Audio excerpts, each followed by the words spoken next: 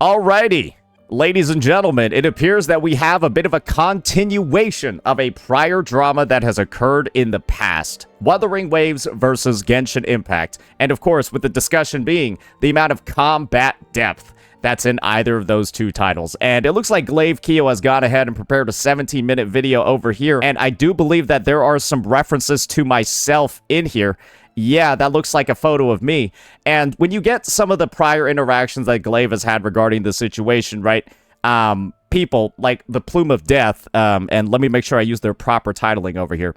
Shade of Death, Karia's Lament, appointed by the Heavenly Retards. Yeah, we got this individual over here doing a little bit of complaining about the fact that I was calling them out on their misinformation that they were broadly spreading across Twitter.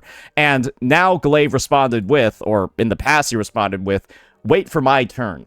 And so he's been greatly involved in this issue already, just hasn't made a video yet, and appears like, well, ladies and gentlemen, it's here for us today. So why don't we go ahead, why don't we take a bit of a look and see how the cookie is crumbling on this one. There is a certain inevitability to online fan bases, especially when a new popular game steps into the territory of an established one. People pick their sides, they draw their lines, the digital trenches are dug. Poyo shells, Kuro bots, Box 2 hate watchers. It's tribalism, right? And all it takes is a single spark to start a war.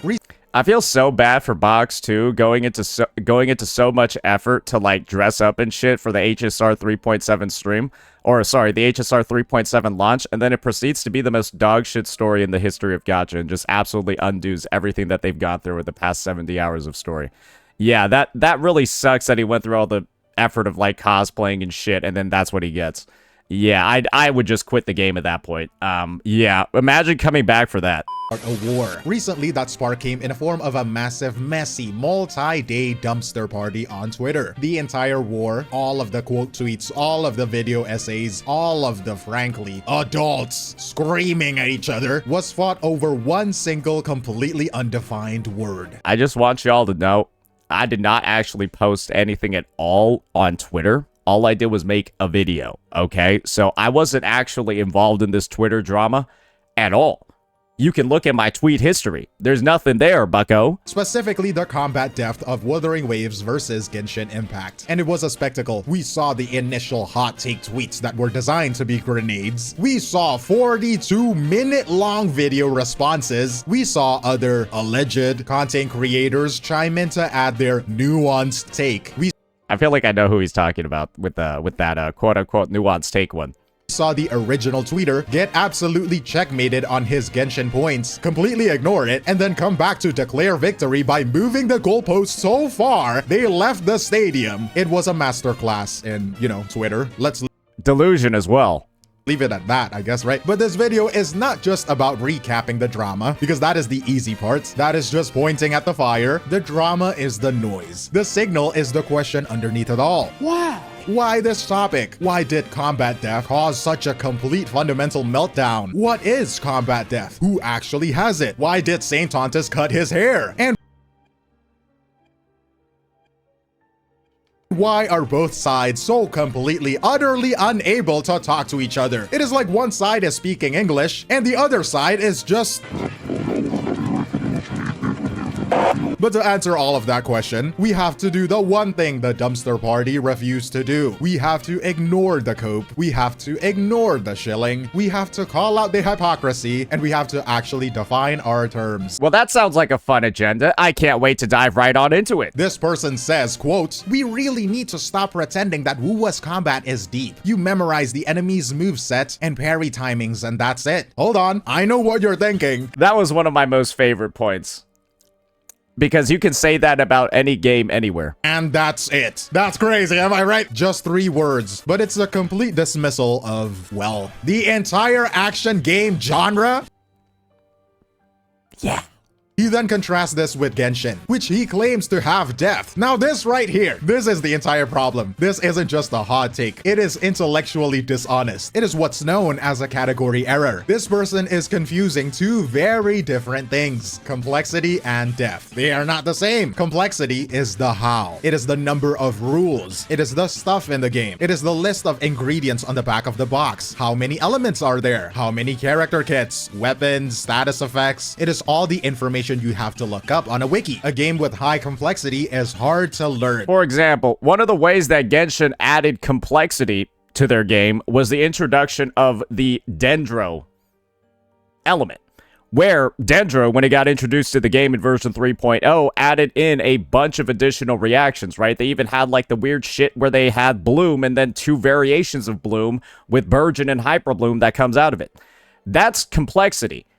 However, there's absolutely no depth with the introduction of Dendro because it literally was spam elemental mastery on your units and then go AFK because that's what Dendro it literally is. You press the Nahida E, you press the Yelan or the Jingshou Q, and then you go onto your Kuki Shinobu, and then you press your E, and then you go onto your driver and then just left click for 20 seconds, and you will kill a boss. Or, it used to be able to kill a boss, now you need to buy Lauma, because they power creeped every single thing in the game. So now you need Lauma to get that same level of performance. Awesome stuff. Word hard to learn, okay? Depth, on the other hand, is... That's additional complexity, by the way. The introduction of Lauma, basically making it so that Dendro's useless without her. But that's not really a lot of depth, right? It's, okay, your Dendro teams are now all dog shit until you pull this character. That's not really depth either. I don't think most people would say that's depth. It's added more complexity, yeah, but no depth at all. The why. It is the consequence of all of those rules. Do all of those moving parts actually matter? Do they lead to meaningful choices? Or is it just junk? If complexity is the list of ingredients, depth is the cookbook. Does the game give you 1,000 ingredients and only one recipe for toast? Or does it give you 10 ingredients and let you cook a 5-star meal out of it? Remember that button combination that I talked about before where you press E and Q on a bunch of units and then left click on one character on your team? Yeah, you know, that doesn't apply to just Hyperbloom teams. That applies to pretty much every single team in the game. You press some variation of E and Q, and then you left click on the main DPS. That's literally what it is. And maybe you do a charge attack or two if the character uses charge attacks. Otherwise, yeah, you're just left clicking. Is the skill ceiling. That long journey you can spend 1,000 hours climbing to get better. A game with high depth is hard to master. Again, remember the keywords here. Complexity is hard to learn. Depth is hard to master. I'm gonna give you some examples here, right? You can have a game with extremely high complexity and very low depth. You wanna know what the biggest depth is in Genshin Impact? It's doing Hu Tao charged attack cancels. Yeah, that is currently the thing with the most depth in the game. And that was a character that was released in like fucking version 1.x. Of an RPG with 1,000 different swords, that is complex. But if 999 of them are useless because one sword is the best and the gap is not even close, that is shallow. That best sword is the meta. And once the meta is found, all of that complexity, all of those other 999 swords, they are just junk. They are not choices, they are traps. The game is solved for you. And then you have a game with very low complexity and near infinite depth. Chess, for example, 6 unique pieces, simple rules. People have been mastering it for centuries. Or as the dumpster party itself brought up, a game named Sekiro, for example. One sword, one arm, no elements, no team building, and yet it is a game that separates the rookies from the masters based purely on mechanical skill. So this person's argument that Wuthering Waves has low complexity, just parry or dodge, and therefore it has low depth is... I love how he took that very small point, right, and then absolutely dismantled it completely. Because yes, you can boil down any single game out there into very, very rudimentary explanations and then say it's simple as a result, right? We've already talked about how chess is one of the most depth-rich games that exist because of all the different strategies, so on and so forth, that you can do. You can boil down chess and just say that it's super simple. It's just X number of pieces, and like it's so easy to memorize all their movesets. There's no complexity. There's no depth at all with this, right? Like, this is such a shallow game, right? You just, like, other pieces, they just move diagonally and shit, or, like, one of them gets to jump around. That's like, it's, like, so simple. Anyone can play this and be a master. Baffling, right? Am I right? No? You don't think so? Because the community on Twitter, to its credit, immediately saw the flaw in this. There is a meme on the quote tweets that ridicules this logic quite well, and you have seen it probably. It is the one that lists Genshin and Star Rail and other Hoyo games with these complex, glowing descriptions. And then on the right side, it just lists Bloodborne as roll slop and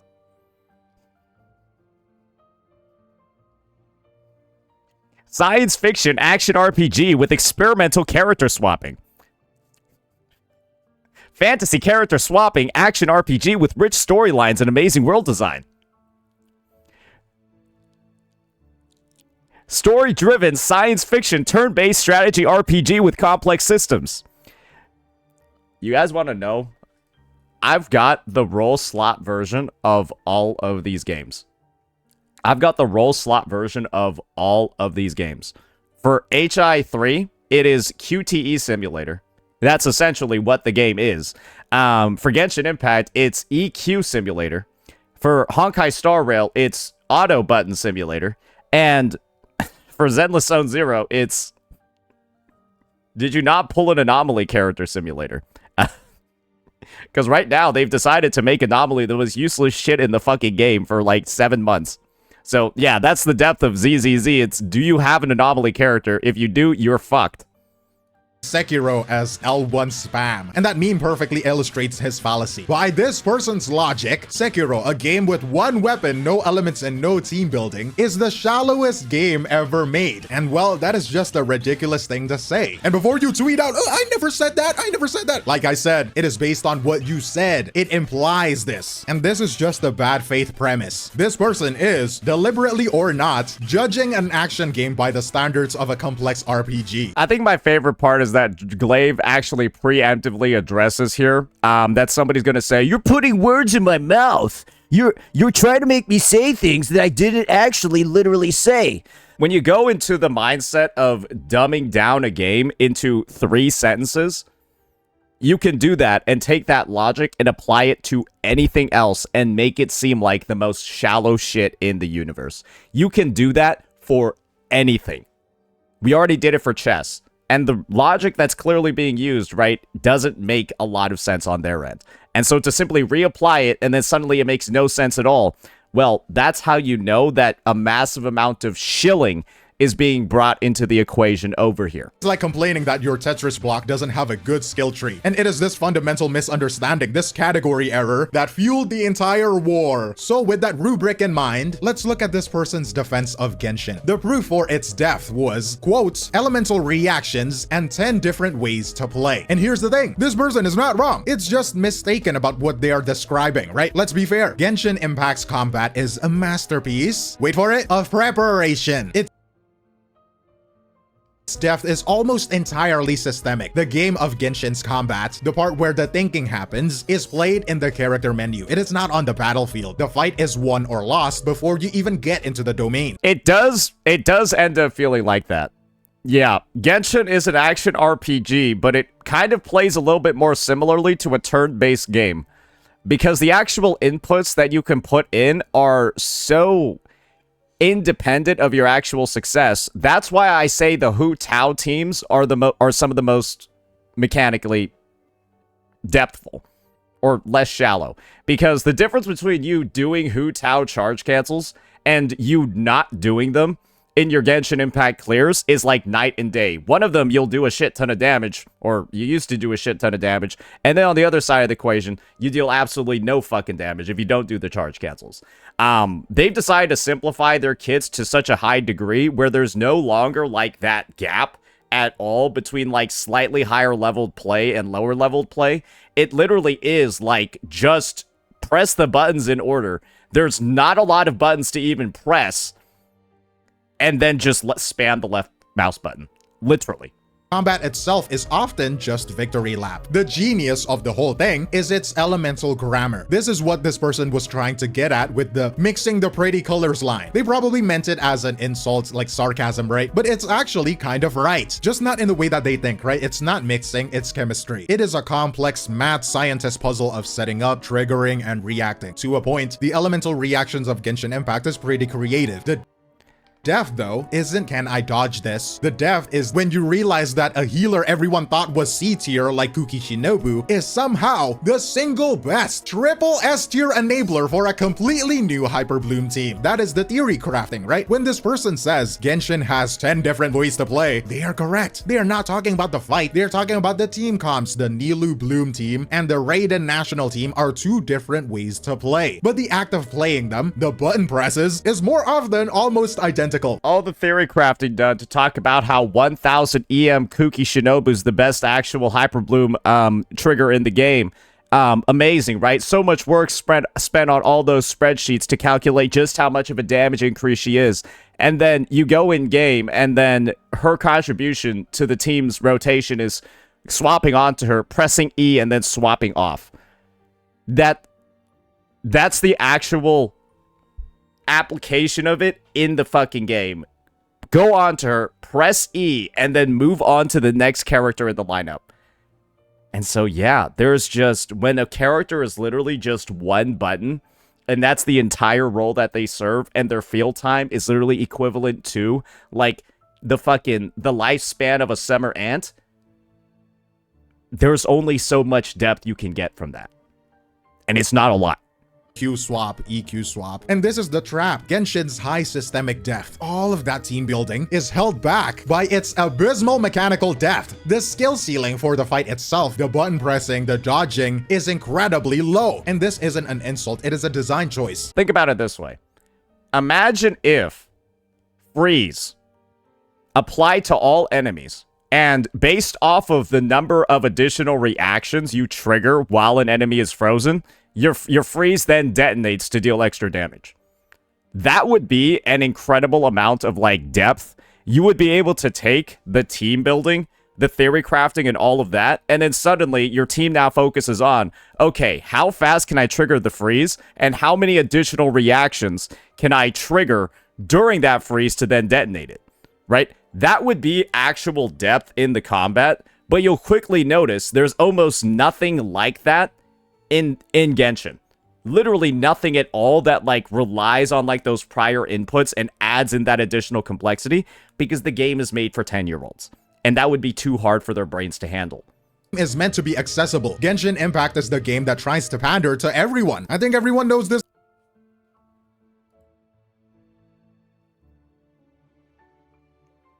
Remember what I, like, just said? Remember what I just said.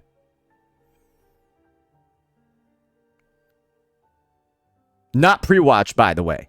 I think everyone knows this as well. The skill is in your brain, not your thumbs. But that choice has consequences. It puts the developers to a corner. When they need to make the game hard, how do they do it when they can't challenge your skills? Well, they use 3 lazy crutches. First, you have the use a bow to hit this weak point. You must use a Geo character to break the shield. You must use a lunar reaction character to efficiently kill this boss. And don't you love how, based off of these tags they add to bosses, has a cryo shield, you just literally can't use 90% of the teams in the game.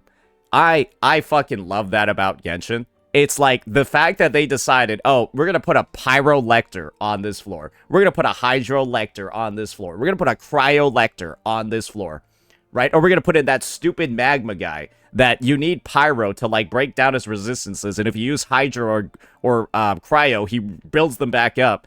It's just shit like this, where you're just like, okay, so the devs have clearly made the game too fucking easy, and the only difficulty they now have as a lever to pull is if you can only use 5% of the teams in the game. And if you use anybody else, any other lineup that's not in, like, the very short list that we've prepared, you literally just can't kill the boss.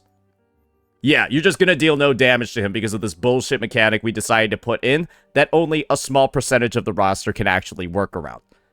And that's the difficulty. It literally is, how many characters do you have on your account? How many of them do you have built? And how many endgame teams can you make? That's the difficulty of Genshin. And guess what is the easiest way to deal with this? Just pull every single limited new character. Just pull them all. But then you remember, oh, a free-to-play only has enough to guarantee 3 characters a year. And they're coming out with 2 every fucking version. You're cooked. Brother, you're so cooked if you don't pay money on this game. This isn't death. This is a chore list. It's a key and lock puzzle. And the game is asking, do you have the key? If you do, the door opens. If you can't, you can't. That is not a fight. It's a gear check. Second, you have... It's a gear check, but the gear is the units. And the units can only be gotten from the gacha. So it's not really a gear check, it's a gacha check. The DPS check, right? The HP sponge. This is the community's #1 complaint. The boss doesn't challenge your mastery of the dance because there is no dance. The bosses just exist and challenges your stats. It is a test of your spreadsheet. How good are your artifacts? How good are your weapons? How much money you spent in the game? It is not testing your skill. It is testing your time or your luck or your paycheck. And third, and this is the worst one, related to the last one, you have the paywall. Everyone already knows that Genshin's HP inflation has gotten absolutely absurdly out of fucking hand. I think everyone recognizes that by now. The game a year ago looked so much more different than the game of the present. And we all know, you can't even deny this anymore, Mavawika and Sitlali ruined the fucking game. Yep, they got released in version 5.3, and then every single patch afterwards, we've had the most ridiculous amount of HP inflation in every single endgame mode that I've ever fucking seen. It's actually genuinely criminal. They've ruined HSR's endgame, they ruined ZZZ's, and they've also ruined Genshin, all in the same year. Glorious Great Wall of Paywall in China. This is St. Tontus's killer point from his 42-minute video. This is the depth that they're talking about over here. There are certain enemies in the game where if you don't bring Nod Cry units, this is what happens to their HP bar as you fight them. Let's just watch this. You're noticing I'm damaging this mother, right? This is my gameplay. I'm damaging this guy, but he's also generating a gray HP bar. And you'll notice I kill him, right? I'm dealing damage to the gray HP bar after he's dead. He's still alive, by the way. And if I don't kill him in time, bro respawns with however much HP I wasn't able to clear on the gray bar. So that's if you don't have the Nod Cry characters, by the way. That's what it looks like when you don't have the Nod Cry characters. You essentially have to kill these guys like 7 or 8 or 9 times. And this is with a C2 Arlecchino, by the way. Look at what it looks like when you simply just use a Nod Cry unit like you're supposed to. So right here, the Nod Cry units have a special passive where they will go ahead and deal damage to the gray HP bar at the same time as they're dealing damage to the regular HP bar. And so what that means is that every Nod Cry unit only has to kill them 1 time. While if you're not using Nod Cry units, you have to kill these guys like 3 or 4 times. Hey, I love that depth, brother. Hey, I love that depth. Yep, pull the Nod Cry units or go fuck yourself, amigo. I love that. Keep adding more of that shit to the game so everyone just knows it's time to quit it. That's the game. That's the end game. I don't even understand how this makes it past, like, the draw room, bro. Like the drawing room. Like, the only thing I can imagine from this is that this game has no more free-to-play players. That's what it has to be. There has to be no more free-to-play players. Otherwise, how do you get this comfortable doing shit this nasty in the game? How do you even have the cojones, the fucking balls, to put something like this in the game if you know that you can't, like, do this unless you know there are no more free-to-play players that are going to complain about it? This is the Spiral Abyss. This ain't even Stygian Onslaught. The boss that respawns 9 times unless, and you knew there was an unless, you have the new character. Hey, bravo! This is the worst sin of all because it's not a challenge. It is a sales pitch. It actively invalidates its own systemic depth. It says all that clever team building you did for like 1,000 hours, all of those other keys that you collected, they're useless here. Just buy this new key, the very recent key that is just so much better than all of the other keys. This is the 1,000 swords, one is best problem. And you have to understand, right? The more paywalls there are, the shallower the mechanics. It's to the point where it feels like Genshin is actively creating shallowness to push for more revenue. Why else do you think that they added pillars to the game that you cannot climb without either reading a guide or playing a Nodcry character? Sorry, Natland character. They did that before already. Yeah, they literally added pillars to the fucking game that you just cannot climb normally. That's their depth. Verdict for Genshin, it has immense team building depth. It is a pretty good RPG puzzle, but the combat itself, right, the fight, is often just a glorified victory screen for the real game you already played in the character menu. This is what I'll say about Genshin's team building and Genshin's mechanics and Genshin's endgame design. It would actually feel very good if you didn't have to pay money for every single unit. If you, unironically, if you had the, like, character acquisition design of Duet Night Abyss, where you can grind every character, but it takes a fuck ton of time, Genshin's restrictions and Genshin's elemental design would actually feel so much better, right? Because it's like, oh, okay, you need, like, XYZ elements to be able to take care of this. Okay, you'll be able to go grind them and go deal with it. But the current system as it exists is, okay, you need this element, and if you don't have it, it's literally just go fuck yourself. You need this mechanic from a Nodcry character. If you don't have it, you're just not clearing this time. That's just what it is. It's yes or no. It's just yes or no, and it's entirely contingent on the gacha system. Person was defending a spreadsheet, not a fight. And that brings us to the other contender. We have Wuthering Waves. This is the polar opposite. It is not a game of preparation. Let's hear this. It is a game of performance. It is all about mechanical depth. And the promise of this depth, the core of what is selling, is actually found in this person's original complaint. This person said, the game is just memorize and parry. And he meant it as an insult probably, which is the most revealing, self-owning critique of the whole drama. He is literally describing the combat of other games like Sekiro or... I'm glad he's re-hitting this point because that's literally exactly what I said. You can say that about any of these action games that have been lauded for how amazing their combat is. Fury or any... Like, Monster Hunter as a series can be broken down into... Like, this franchise as a series is literally broken down into dodge the enemy's attacks and then hit them with your own.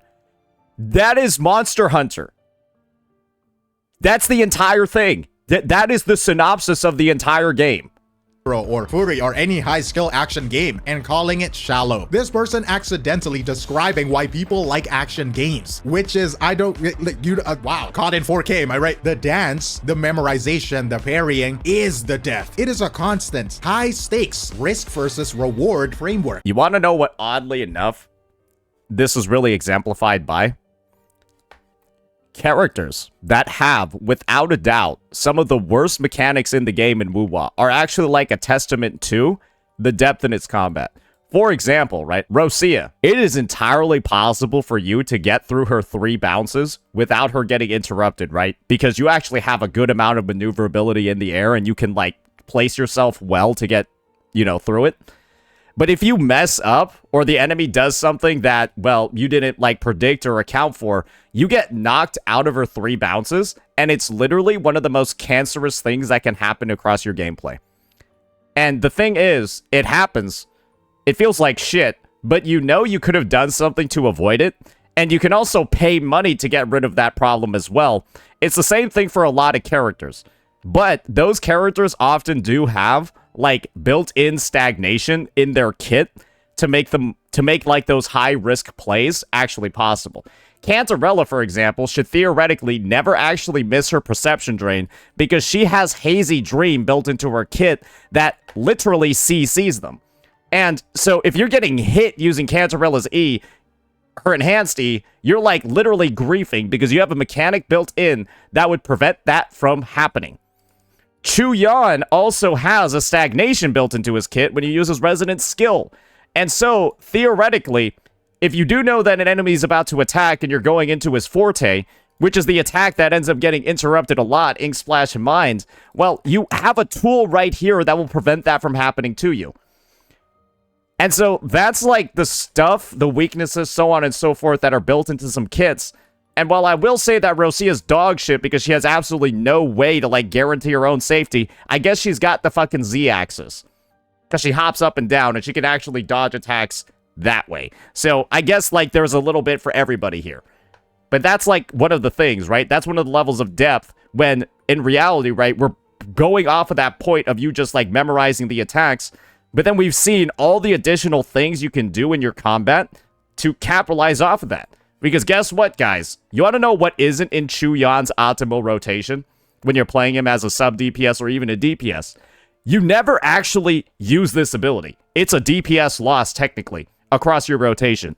But you do want to end up using it if you're about to get hit by a meaty-ass attack because you'll, again, negate the damage completely and then stagnate nearby enemies. That's the level of depth that's there. You've got optional things that you oftentimes do actually want to use. Every time a boss swings at you, you have a choice. Choice 1, dodge. This is low risk. You press the button, you're safe. You get to keep fighting. Choice 2, perfect dodge. This is medium risk. Medium reward. You press it at the right time, you get a little slow-mo. You get a free counterattack. You feel better about yourself. You feel good. And then choice 3, parry. This is high risk, high reward. This is the big one. You have to attack into the enemy's attack. Your attack button becomes your defend button. But if you mistime it, you get punished. And most yeah, this happens a lot. Yeah, this still catches me off guard sometimes. Sometimes I get fucking gripped. Yeah, I get gripped hella hard, and usually you'll die in one hit from this. of the time, you get punished heavily. You eat the full damage, and if it's an enemy like Felian Berengal, you will get grappled and you will get slammed like Loki by Hulk. Or if it's the Morning Ace, you will literally get penetrated. Yeah, that boss grips you too. Without consent. But if you succeed, you hear that beautiful, and you will get a massive reward. You just okay, I don't know why Glaive did that. That was just gay. Destroy a part of their vibration bar, their stagger bar. And that bar, that is the in-fight strategic layer. That is the Genshin elemental reaction puzzle, but it's happening in real time. The question in your head is never, what element am I? The question is, do I risk this parry now? Or should I save my energy? Or should I swap in my other character? Do I do an intro skill or do I do a parry or something like that, you know, and break the bar away? These are the real-time meaningful choices. This is depth. It is a suggestion, not a requirement. And this is the thing where actually some of the most cancerous boss movesets in the game lead you to make some very specialized decisions. So one of the examples of a boss that I absolutely hate with every single fiber of my being is, without a doubt, let's just find it over here, the fucking Lampilumen Myriad. This thing is so disgusting when it has a phase where it will teleport to the center of the arena and then start jumping up and down like he's actually Rosia. And the thing is that this boss will like freeze you too. It'll have like all those moments. But you can actually time your parries, time your breaks, and your intro skills across its second phase to break it right as it's doing the most annoying part of its moveset. That is something that you're capable of doing. Similarly, the Mech Abomination actually has built-in anti-break procedures or mechanics, because what this guy does when he breaks is he unleashes one final attack where he just like flops back like this and then like slams into the fucking ground. And like in a lot of situations, breaking this guy actually makes the fight a little bit more annoying because he just does that extra attack out of nowhere. And so hopefully you've got like an ultimate or an intro skill ready to basically like iframe through it. Otherwise, you're going to have to waste time on a dodge on what you would consider to be, like, an exposed enemy. But bro's got, like, the last stand buff or something. So that's, like, just some of the stuff. And I would say a lot of, like, the 1.0 bosses do seem to capture to me a lot more of, like, that design. The 2.x bosses to me kind of feel like they're just like aura farming with half of their attacks, and there's not as much of like those neat little strategic elements put in. Like, for example, the Dragon of Dirge is just like running over you the entire time, right? And just doing big ass attacks. Same with like the Lioness of Glory and the False Sovereign. It's like there doesn't really seem to be like as many of those like very key sort of moments in the fight to like parry or dodge or just like, you know, interact with the moveset that I kind of wish I could see a little bit more of. The 2.x bosses, they kind of just seem like they just look cool. And just when you thought this was over, it wasn't. The dumpster party had one final absurd act. After this person's goalpost shift against Saint Tontis, they still wasn't done. They had to really prove their point that Wuthering Waves' combat was shallow and didn't matter. So this guy posts another clip, and this one is special. This person takes an S6 Kartithia, and for those who don't know, that is a max constellation character, a whale tier unit, and it's a character specifically designed to be a tank. Kartithia scales on HP, and then this guy takes this god mode character into a weekly boss fight. Not a hard content, mind you, not the hologram. The easy farmable content that everyone is supposed to clear, bro. What the, oh my. So he took an S6 character into a weekly boss.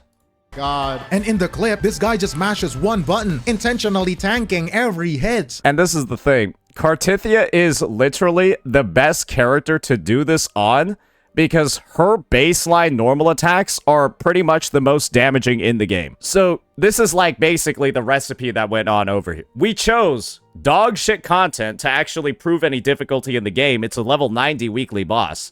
Second, we used S6 on a character. And then third, we used the character with the strongest normal attack in the game. We used the character with the strongest left click button in the game. And then we only use the left click. So it's like a perfect storm of like the most perfect conditions ever to make the combat look trivial. And of course, they probably provided none of that context either. This guy's point, presumably, is, see, you don't need to dodge or parry. The combat is shallow. I killed the boss, so it must be doing it right. Bro, why? This guy used a max power tank on... You want to know what I can do in Genshin? I can get an S6 sub DPS and press one button. And then AFK and the content will get cleared. I think somebody made an entire Archon team where they have Farina, Zhongli, Raiden Shogun, and Nahida, and they just do a rotation and then AFK. And then the team hyper blooms the enemy dead. You Zhongli shield, Nahida E, then Farina E, and then Raiden E at the end, and you just AFK. And it works. It will clear all the content in the game. And the funny thing is I'm pressing 90% less buttons than the guy is doing here for the Kartithia gameplay. I pressed 4 of them. I pressed 4 of them in the Archon team, and it works. I'm just going to look up Genshin Archon AFK team. Oh, would you look at that? We've already got a video. I heard that there was a new AFK Archon. What do you need to do? Walk up to enemies, and then you kind of... you kind of just walk up. Oh my god. Do you think we could defeat... Oh, I guess they got a new one with Mavuika. Because she does that shit too. She presses E and then deals pyro damage to nearby enemies. Great. They got a more modernized version of it now. Are we going to go over here and say that that's the pinnacle of Genshin combat? Or use it as an example? Are we going to use that as an example of how Genshin is literally a 4-button game? I could. But instead we just showed actual Genshin gameplay when counteracting the points. Well, you can see what Plume of Retardation is doing over here with this Kartithia gameplay. They're literally trying to get the worst framing possible. And none of us did that when we were addressing Genshin in their arguments. We just took actual regular gameplay. They decide to get the most extreme form that they can for Muwa. That's how you know the argument is a little bit illegitimate.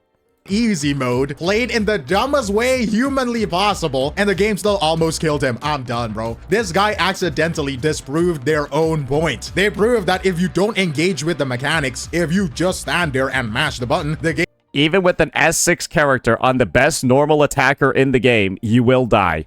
Or get really close to death. Yeah, it's basically an entire counterpoint to the whole argument. They took an S6 unit with the best normal attack in the game, only spammed the normal attacks, and then barely cleared a weekly boss and almost died. game will punish you. Even on easy mode, with a maxed out whale character, bro, I'm done. It's a level of bad faith that is just honestly kind of impressive. It is the perfect, absurd ending to the entire drama. It is the checkmate in this 4D chess game against themselves. And it's just so baffling that a fighting game guy backed this guy up. It just doesn't make sense to me. But anyways, after all that, right? After the tweets, after the 42-minute video, the comebacks, the goalpost shifting, the S6 tank test, who actually has better combat depth? Well, the truth is, the question is flawed. It is a category error. It is like asking if a grandmother that has wheels, it would have been a better bike. If you don't get the reference, you're not cultured. One is an RPG that has a combat depth. The other is an action game that has RPG systems. But let's be direct. Let's just answer the question everyone is actually asking, right? Genshin Impact has deeper systems. Wuthering Waves, hear me out, has deeper combat depth. Let's go! And that's it! That's the answer! The entire dumpster party exists simply because the Genshin side, led by this guy, mistook complexity for depth. I mean, that's really what it is, right? Think about all the shit you have to think about in Genshin right now. All right, you got all of your baseline elements. You got all the baseline reactions. Now they're adding shit like Lunar Charge. Now they're also adding shit like fucking...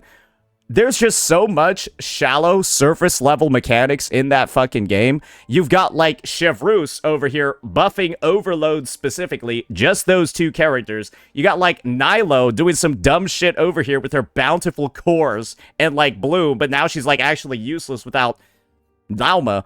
It's just all of these like surface level things that like kind of change the game like a little bit, but they really don't change anything. It's just scattered everywhere across the game, and you could not know the existence of half of these mechanics and your gameplay wouldn't change at all. And they're saying, hey, look, we have all of these examples of really shallow shit in our game. Isn't it like the most complex shit ever?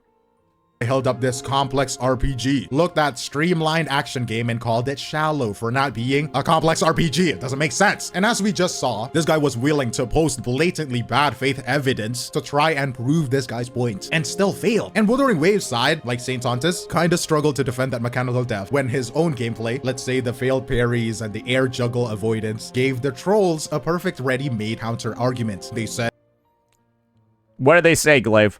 it doesn't matter, no skill. Like intentionally nitpicking the points. It's just like clown behavior. And you want to know what happened on the clears where I didn't hit the parries or I didn't interact with the bosses properly? I died. That's the point. Because me going in and then perfectly executing on everything would then lead to the argument of, look, he just went in and then face rolled the boss. Look, he just went in and memorized everything, right? And so he face rolled the boss.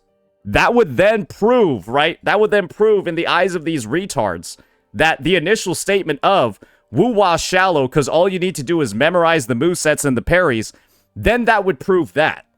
And so the real realization that should be had from this, and I'm going to have to call Glaive out for this, is it doesn't matter what the actual gameplay and what the examples were going to be because we're dealing with absolute fucking idiots.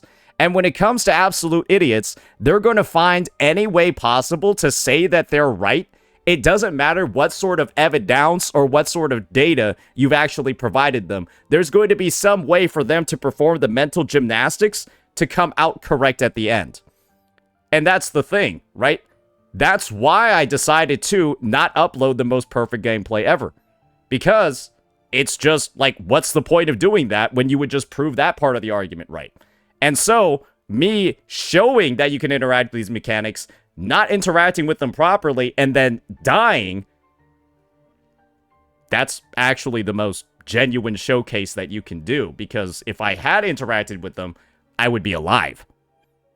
So you gotta show the counter examples. You gotta show like the off-case scenarios once in a while too. Because yes, I could have practiced to get the most giga amazing Claire ever, but what's the point of doing that? But why does any of this matter, right? Why does this debate keep happening? Is this just tribalism? Just the fans being bored? Because Wuthering Waves patch is dry, because Genshin patch is dry? I think yeah, the UGC, bro. It's a symptom of a much larger, much more interesting problem. Think about it. The Genshin community is... So, this is really the issue. The Genshin community is literally delusional. when it comes to Wuthering Waves, they'll just make up a bunch of shit whenever possible to make the game look bad or talk down on the game. It doesn't matter what kind of evidence or what kind of breakdowns you actually have to explain why they're incorrect. They'll find some sort of way to simply say that you're not right. Even if every single little bit and piece of what you're showing them proves that you're right, they'll find some sort of way, like I said before, because they're delusional, to perform the mental gymnastics to appear correct. Every single time. And the only thing you can really do is just keep beating down on them and making fun of them. That's why I always say one of the premier Hoyer shows in the space, flip me AC. That's why I always keep talking about the fact that I genuinely do believe that his parents are related. Because he's been one of the same individuals performing those same mental gymnastics this entire goddamn time. Many of them have solved the systems. They have built the teams, they have min-maxed the spreadsheets, and they have hit a wall. They are left with nothing. The paywall bosses are a sign of this. It is what happens when a developer knows they can't challenge player skill. And that's why when you see a boss added to Wuwa that says some shit like, you need to apply Spectral Frazzle to this boss 5 times to, like, do XYZ thing, that's how you know the game Wuthering Waves is going downhill. Because now it's moved from a gameplay check, it's moved from, like, a actions you do in-game to actions that you have to plan for in the character selection screen. And that's how you know the game's going downhill. When they lean more into the, oh, is this a character check or is it an actual gameplay check? They've already got the character check elements with how elements and stuff like, or with like how attribute preferences and stuff rotate around, but then they remove them in floors 3 and 4. So, yeah. That's just how the game has evolved on the endgame side. Challenge their wallets. A lot of those players are craving the mechanical depth they see in Wuthering Waves. But the Wuthering Waves community is defensive because their game's entire identity is that mechanical skill. Let's imagine that their whole identity, all of that depth they're defending, is just an illusion. Because the depth depends on your skill. And if people say that your skill doesn't matter, actually, it would hurt a bit, I could imagine. And that is what makes this person's final trolling tweet so accidentally brilliant. This guy stumbled into the real question. The one that Wuthering Waves developers, not its fans, have to answer. Does your deep combat systems actually matter? Do you think that matters? How they answer that will determine the future of the entire genre. It doesn't really matter that much when they don't have any actual combat to do in the update other than the 2 weeks between every single endgame reset. Yeah, I think that's definitely an answer. It doesn't feel like combat has been held to a relatively high priority over the past 150 days, because it's been 150 days since we've had any event at all where you use your own characters. Just the game. But tell me what you all think. I'm actually so curious on what you all think. So leave a comment down below. Don't forget to like and subscribe. But that is all from me, Glaive Kyo, and I will see you in the next one. Cheers. Great video by Glaive over here that kind of went into and dissected a good number of the points. However, I will call him out a little bit for that catch-22 that he put me in earlier. I do think we've already explained that, but no hard feelings over there. I can see a little bit of the viewpoint that he's coming from. But yeah, just know that flip the entire situation around and then think about what the response would have been on their side.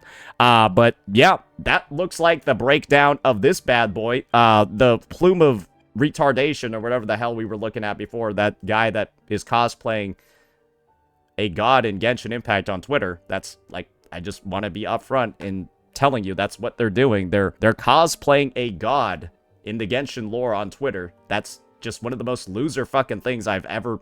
This guy, that's just so cringe and so pathetic and like so losery. It's just unbelievable at a baseline. But yeah, now this person's decided to get themselves kind of like locked in on some versus Wuwa drama. And I think it's become pretty clear who the winner is in this circumstance. So, yeah, that'll be that for this one, ladies and gentlemen. Once again, great video by Glaive, and I'll see you all next time. Peace out.